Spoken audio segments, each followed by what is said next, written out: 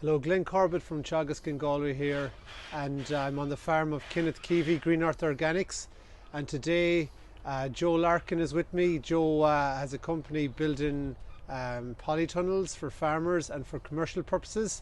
Today you're doing a tunnel for Kenneth, is that right, Joe? What type of tunnel is it? What we're actually doing is recladding a tunnel, an existing tunnel.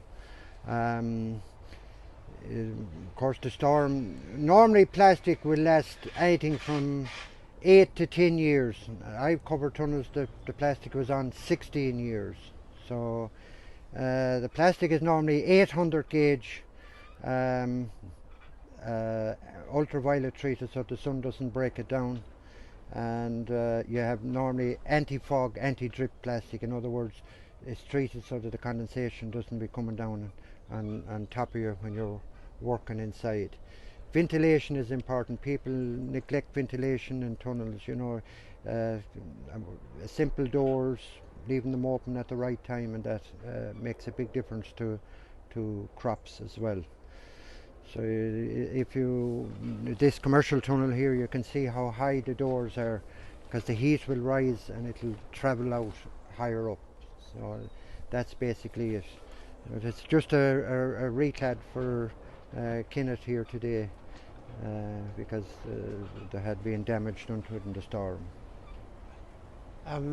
Great, Joe. Just one last question in terms of people going for the tunnel option. How important is site? So the location, do you need maybe protection from the wind? And also, what about water supply and electricity? How would you just make a few comments on those items? Okay. As regards the site, people get very hung up on where to put them, you know. As much light as possible, you know, is important. Normally in a small tunnel like a 13 by 20, it can be located anywhere, so long as it's not in under trees or somewhere where you're just not going to get the sunlight.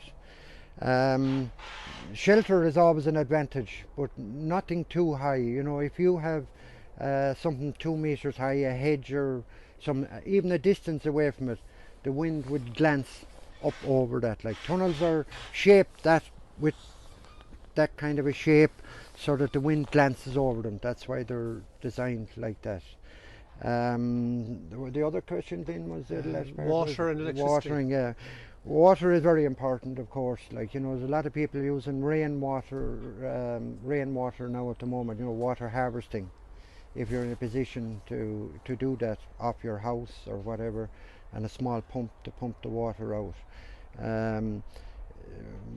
Sometimes people kind of, after 3 or 4 years, the soil can get very dry inside in the tunnel, and it's important to give it a good watering before you start to crop at that stage, because you have to bring it up to what's known as field capacity, the same amount of moisture as there is in any field outside.